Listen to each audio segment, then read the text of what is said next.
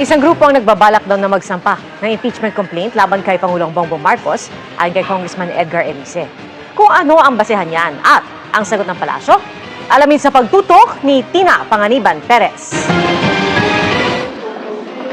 Isiniwalat ni House Senior Deputy Minority Leader at Caloocan 2nd District Representative Edgar Erice na may mga grupong nagkakasa ng impeachment complaint laban kay Pangulong Bongbong Marcos dahil sa betrayal of public trust.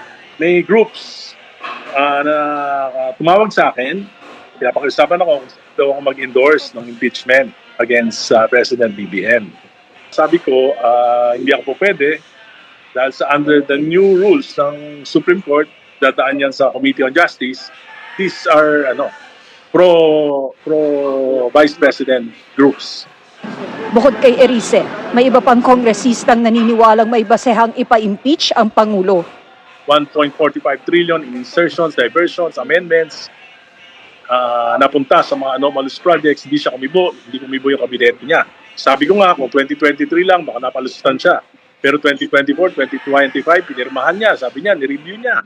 So, it can be considered as inexcusable gross negligence, which is one of the basis for betrayal of public trust. Sir, if you believe that, bakit hindi nyo na lang po i-endorse yung ifa-file na complaint? Ayoko makulayan na hindi naman ako Duterte. I would like to maintain my independence.